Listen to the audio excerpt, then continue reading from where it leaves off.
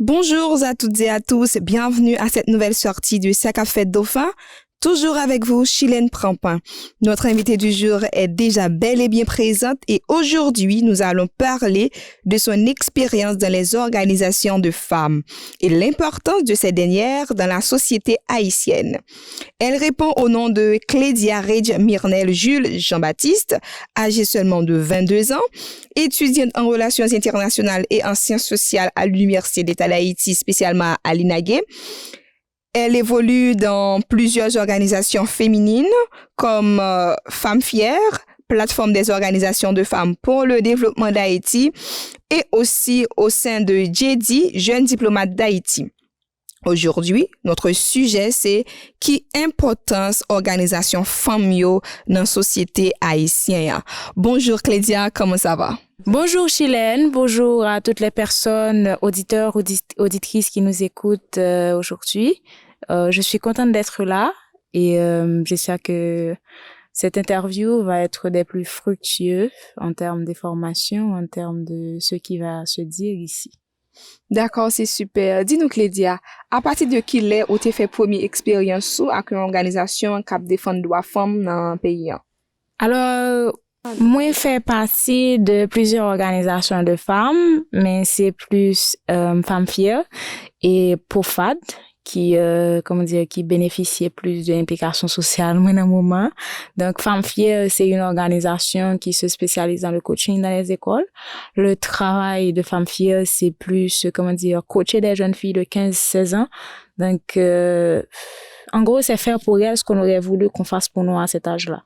Quand tu dis coacher, avant de continuer, coacher dans quel sens? Est-ce que c'est au niveau social, coacher au niveau politique? En fait, quand je parle de coaching, je parle d'un coaching multidimensionnel, dans le sens que on les coach en termes d'estime de soi, on les coach en oratoire, on leur apprend à s'imposer, on leur apprend à se vendre, à intégrer les sphères, qu'il s'agisse de sphères politiques, sphères sociales, de ne pas rester dans l'ombre. En fait, c'est ça. Le slogan de Femmes Fières, c'est jeune fille, tu peux. Donc, c'est toujours, ça illustre bien ce qu'on veut. On veut une génération de femmes de jeunes femmes qui comprennent qu'elles peuvent, qui comprennent ce qu'elles ont en termes de potentiel, ce qu'elles peuvent faire et qui agissent en conséquence. Donc, c'est super. Et qu'en est-il de POFAD? POFAD, c'est un cycle. C'est la plateforme des organisations de femmes pour le développement d'Haïti. En termes de travail, la POFAD agit de manière multisectorielle, je pourrais dire ça ainsi. Normalement, en termes d'activité, on a la visite de certaines élèves également. Ça, c'est une partie des travaux que j'ai déjà fait avec la POFAD, une activité que j'ai déjà faite. Donc, on a eu la journée de sensibilisation à l'hygiène des règles et à la menstruation. Je crois que c'était début juin. On a eu plusieurs types d'activités, donc c'est comment je pourrais dire ça. En fait, la différence entre la Femme Fière et POFAD, c'est que la POFAD, c'est une plateforme d'organisation de femmes. On retrouve plusieurs organisations au sein de la POFAD. Bien sûr. Et dites-nous, Clédia, et quel est votre rôle dans ces organisations? Est-ce que vous faites partie de ces organisations à titre de membre, observateur, ou bien vous occupez un rôle spécifique? Bon, pour répondre à cette question, je dirais que dès que je choisis de m'impliquer quelque part, c'est pas pour observer, c'est pour agir. Et donc, toujours dans l'idée de contribuer, de me rendre utile à la société, de m'impliquer socialement, de m'engager socialement. Dès que je choisis de faire partie d'une association, d'une structure, d'une organisation, je m'implique, j'agis. Alors, pour Femmes Fières, je suis responsable des ressources humaines et adjointe dans la responsabilité des relations publiques. Et pour la POFAD, je fais partie du staff qui est responsable de la communication. Donc, les posts, tout ça. Donc, c'est en coordination avec la directrice exécutive qui est Malameni Innocent et puis plusieurs membres de l'équipe qu'on s'occupe de diffuser des activités que la POFAD compte faire ou bien que la POFAD aurait déjà faites. Alors, il y a une petite erreur que tu as commise tout à l'heure que je tiens à rectifier. C'est pour les jeunes diplomates d'Haïti. Donc, c'est pas une organisation de femmes à proprement parler, c'est une organisation de jeunes diplomates qui s'exercent en herbe, on peut dire ça comme ça, dans le métier de la diplomatie. Alors, je le sais bien, c'est pour cela que j'ai dit en dernier lieu. OK. J'ai dit en dernier lieu, j'ai donné d'abord les organisations de femmes et ensuite j'ai dit. Okay. Alors, dites-nous, Clédia, et qu'est-ce qui vous a poussé à intégrer des organisations féminines? Quels sont les éléments qui vous a emmené dans ces organisations, qui vous a dit, bon, je vais m'y mettre à travailler, à apporter des changements pour le conditionnement des femmes en Haïti? Eh bien, le premier élément que je pourrais considérer comme étant un élément déclencheur, c'est ce besoin, bon, je crois que c'est chez tout être humain, ce besoin de me sentir utile. Donc c'est d'abord ça. On peut faire, comment dire, on peut définir ça comme une expression. Bon, je sais pas si ça existe. On peut dire que c'est une espèce d'alter égoïsme ou bien d'égo altruisme. Donc en me sentant utile à la société, je me sens bien. C'est bienfaiteur pour ma personne d'abord, et ensuite je pourrais considérer comme élément déclencheur aussi des situations vécues, vues, perçues. Donc et mon implication des organisations sociales, des organisations de femmes dérive de ces éléments déclencheurs-là. Je me dis, OK, il y a telle situation, je l'ai vécu, je l'ai vu. Et je comprends ça d'une certaine manière. Est-ce que vous pouvez nous donner des exemples d'éléments déclencheurs? Des exemples d'éléments déclencheurs. Et même par exemple, j'ai eu à vivre une situation assez difficile parce que bon, c'était, comment dire, dans des environs, des environs dans mon entourage résidentiel. En fait, il y avait eu une dame qui se faisait bastonner par son mari, et ce qu'il y a eu en termes de réponse, c'est que ses voisines n'étaient pas conscientes de la chose. Au contraire, elles disaient, bon oui, il a le droit, c'est sa femme. Donc je trouvais ça complètement absurde. Et puis, je me suis dit, bon, elles n'ont pas vraiment conscience de la situation. Donc, c'est une forme d'aliénation. C'est vrai qu'en termes de bagage théorique pour étudier la question, je suis pas spécialiste en genre, je suis pas spécialiste en violence, etc. Mais je me suis dit que la situation était quand même révoltante. Bien sûr, absurde. Et puis, ça, on peut dire que ça a été un élément déclencheur, et j'ai eu à fréquenter plusieurs unités où j'ai vu la violence de manière, comment dire, la violence, elle est parentale, elle est familiale, elle est conjugale. Donc je me suis dit, OK, la cause est noble. Donc y adhérer à la moindre des choses. Je suis une femme, et avant d'être femme, je suis humaine. Donc on peut dire que c'est ça en gros. Ah, c'est très bien. Et dites-nous donc, Clédia, d'après toi, quel est le rôle des organisations de femmes dans cette société dans laquelle nous vivons? Bon, pour moi, le rôle des organisations de femmes dans cette société dans laquelle nous vivons, c'est d'abord essayer de prévenir ce genre de situation. Sensibiliser la population aux problématiques qui sont liées vraiment aux droits de la femme, qui, les faire prendre conscience de voilà l'état actuel des choses.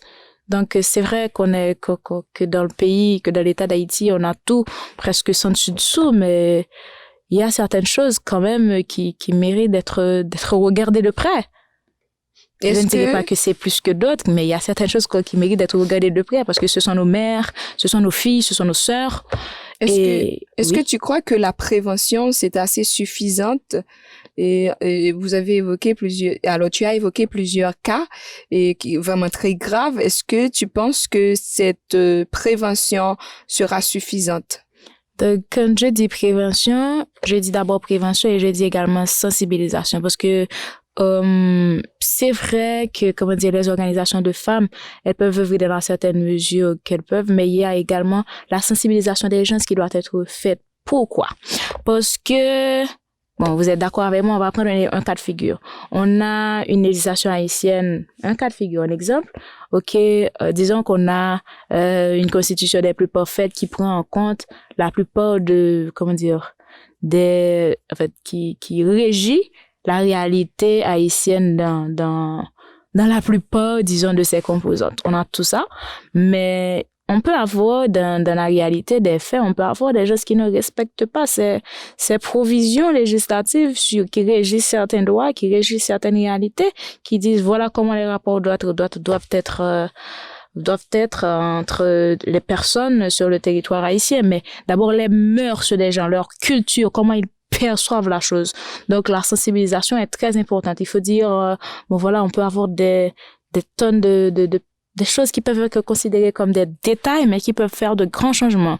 Donc, on va prendre le cas de figure où, c'est sûr qu'il y a beaucoup d'enfants haïtiens, jeunes hommes ou jeunes femmes qui regardent la télé. On commence à diffuser des spots qui disent voilà ce qu'il faut faire, voilà tel comportement qu'il faut adopter. Ça, c'est déjà, parce que les médias ont ce rôle-là aussi, ça, c'est déjà une façon de sensibiliser. Donc, leur parler, leur dire des choses, parce que ça va rester. Même si ça va prendre beaucoup de temps, ça va faire son chemin. Un jeune garçon qui a été élevé dans une famille où il a vu son père bastonner sa mère chaque jour, il va concevoir ça comme, on va dire, s'il a vu ça depuis qu'il est tout petit, il va concevoir ça comme normal. Or, cela ne l'est pas. Et à partir de cette violence-là, on va dire que son père est violent avec lui. Donc, et son père lui transmet des traumas qui peuvent involontairement le pousser à reproduire la même chose, parce que il a subi, mais volontairement, inconsciemment, il peut reproduire la même chose, et puis on va avoir un cycle de... bref, c'est un peu comme ça que je vois les choses. Donc, pour revenir à la question de prévention et de sensibilisation que je perçois comme étant l'un des rôles des organisations de femmes, je peux dire également que ces organisations, en fait, je peux essayer d'illustrer ça à partir du fait que moi, Clédia Jean-Baptiste, en tant qu'individu, je peux être sensible aux problématiques relatives aux droits de la femme, qu'il s'agisse du salaire, qu'il s'agisse de la violence, ce genre de choses. Donc, je peux, de manière individuelle, être sensible à ce genre de choses. Mais dès que je choisis de m'intégrer dans une organisation qui a une idéologie qui va dans le même sens, donc je choisis d'y adhérer, je pense que mon action individuelle, je dirais pas que ça a moins de force, mais j'aurais plus la possibilité d'impacter à travers cette organisation que j'ai choisi d'intégrer. Et cette organisation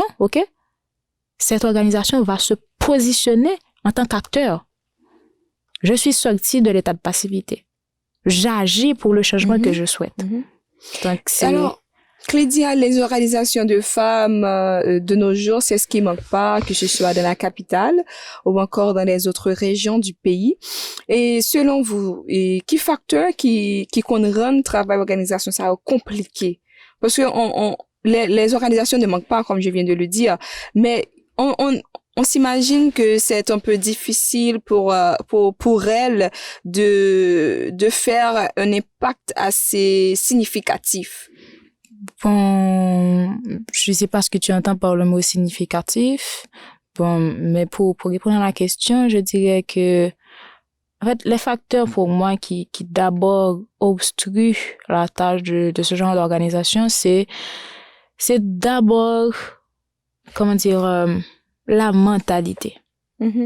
La mentalité, les mœurs, c'est extrêmement important parce que on a ce qu'on a aujourd'hui, ça va pas évoluer en vase clos. C'est pas parti de nulle part. C'est une transmission qui se fait.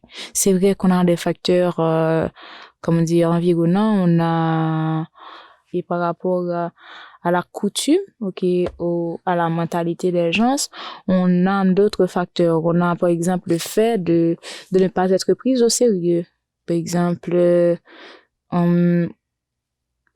vous et moi, on peut avoir une certaine conversation avec avec quelqu'un de, on va même pas dire que c'est un homme, on va dire que c'est une femme. elle peut vous trouver complètement ridicule avec ce que vous dites. C'est ce genre de choses-là. Il faut d'abord, c'est pour cela que j'avais évoqué le mot sensibilisation. Il faut d'abord sensibiliser les gens sur la question. Bon, voilà. Et puis, je pense également qu'il faudrait avoir plus de provisions légales qui régissent la matière. Parce que bon, on a une société, la société est régie par la loi. Donc, quand on dit loi, on sait que après loi, il y a le mot sanction qui vient. Puisque dès qu'il y a irrespect de la loi, on sait que ça va être sanctionné. Et donc, je pense qu'il faudrait y avoir plus de provisions légales sur ce genre de cas de figure, sur les droits de la femme. Et puis, on pourrait également avoir plus d'informations à la population haïtienne sur les situations en question. Pour dire, bon, voilà, il est pas... telle situation n'est pas normale.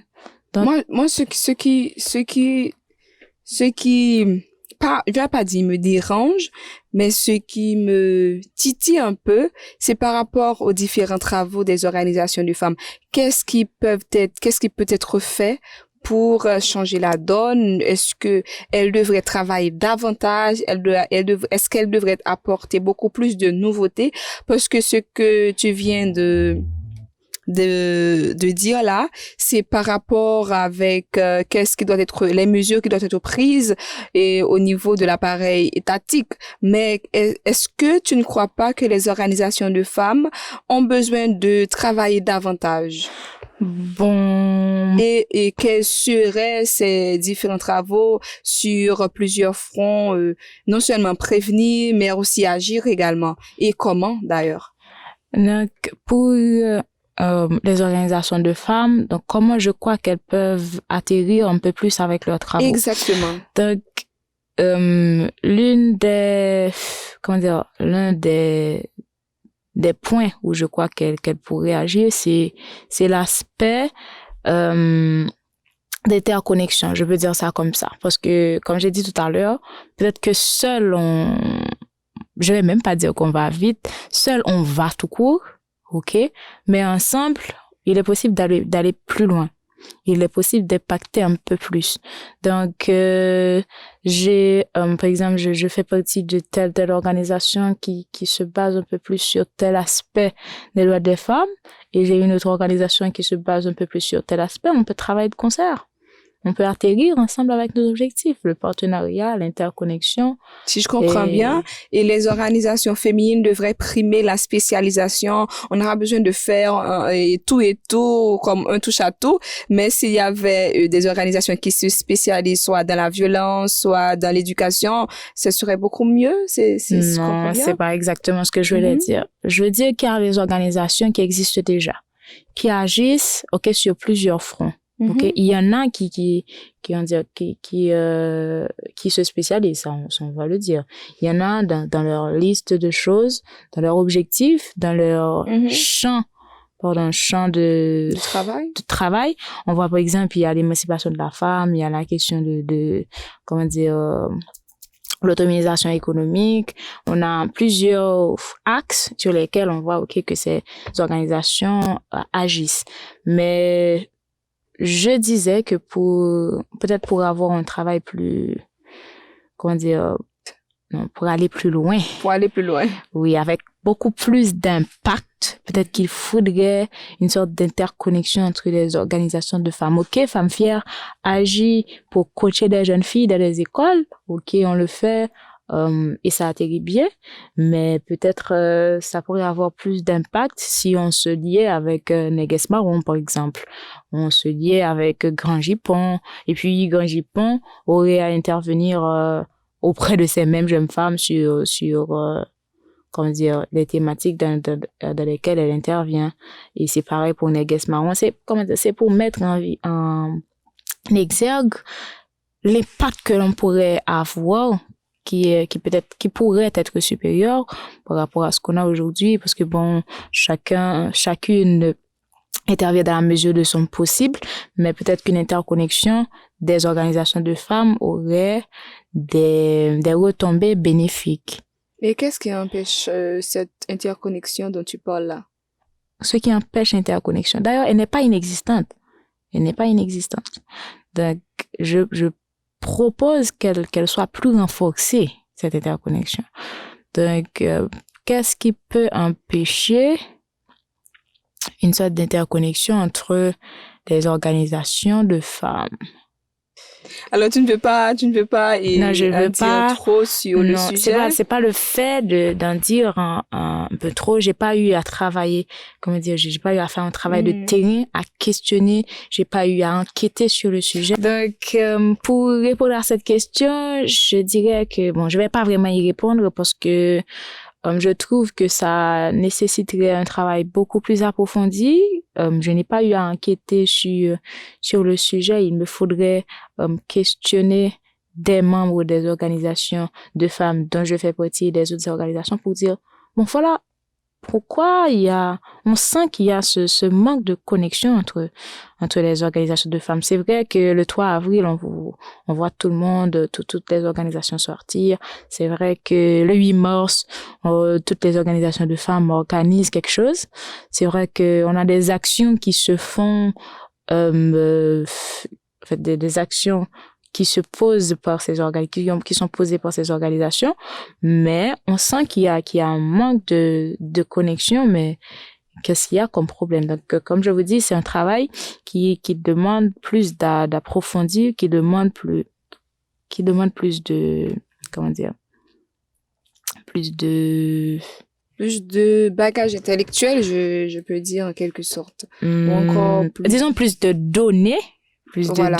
C'est pour cela que je me permets pas d'avancer comme ça sur la question et de proposer une réponse. Ça aurait été une entorse à la science, une entorse à l'esprit scientifique. Donc, répondre à cette question demande plus de travail.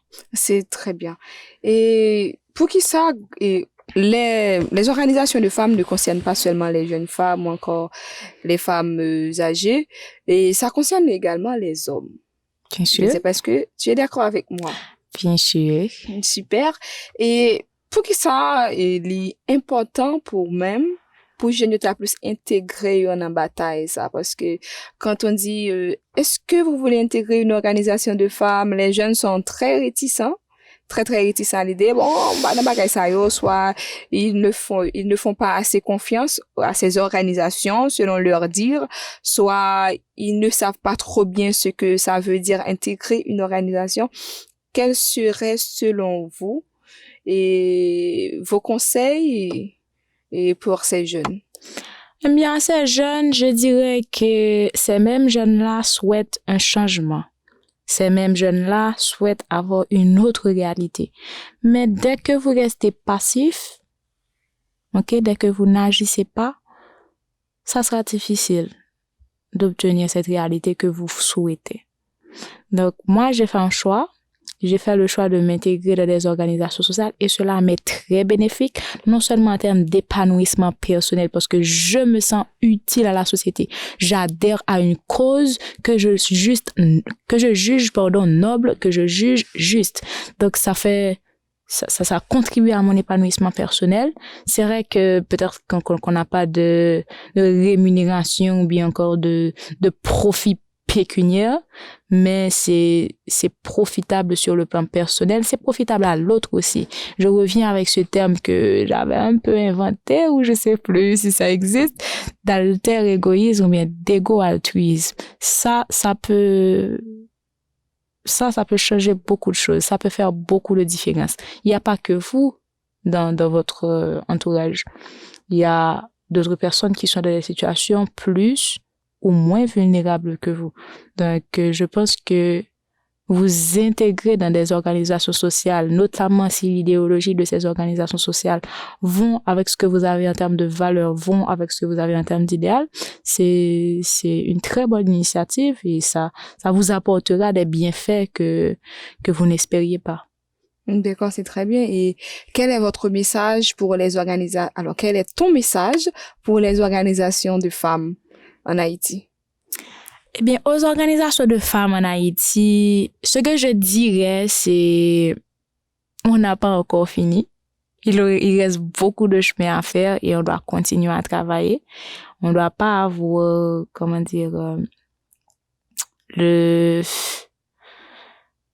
on va pas... Ça va, tu prends ton temps. OK. Aux organisations de femmes, ce que je pourrais fournir comme conseil, c'est que le travail n'est pas encore terminé, qu'on a beaucoup de chemin à faire et qu'on doit travailler pour ça. Donc, on ne doit pas se lasser, peu importe dans les situations, qu'il s'agisse d'harcèlement, qu'il s'agisse de dénigrement, ce genre de choses. On sait que la cause est juste, elle est noble, elle est elle est ce qu'il devrait être et on doit se battre pour qu'elle soit ce qu'elle devait être. Donc, c'est un peu ça. Donc, on doit continuer la lutte. C'est pas encore fini. Il nous reste beaucoup de chemin à faire. Donc, on n'a pas intérêt à se lasser. Et pour avoir cette société dans ton rêve, il faut s'impliquer davantage, il faut agir davantage. Donc, c'est un peu ça que je dirais aux organisations de femmes. Ben, Clédia, nous sommes arrivés à la fin de cette interview. Si tu veux ajouter quelque chose, c'est au plaisir, quoi. Eh bien, bon, je vais emprunter, pas emprunter, je suis membre de Femmes Fières, je vais emprunter, je vais utiliser le slogan de Femmes Fières, mais je vais enlever le mot jeune, parce que le slogan de Femmes Fières, c'est jeune fille, tu peux. Et je vais changer le mot fille aussi. Je vais dire femme, tu peux, tout simplement. Donc, il faut en avoir il faut en avoir conscience. Il faut prendre place, sortir de l'ombre. Ne restez pas derrière parce que c'est pas normal. Il faut vous intégrer, qu'il s'agisse de sphère politique, sphère sociale, qu'il s'agisse de intégrez-vous. La place, on va pas vous la donner, prenez-la. Ne restez pas dans l'ombre parce que vous êtes appelés pour être au soleil. D'accord, super. Mesdames et messieurs, nous sommes arrivés à la fin de cette interview et nous avons eu avec nous sur le plateau une jeune femme qui évolue dans plusieurs organisations de femmes, qui répond au nom de Clédia Reggie-Mirnel Jules Jean-Baptiste. On se donne rendez-vous pour une prochaine sortie de Sac à Fête Dauphin. Bye bye, à la prochaine. Merci.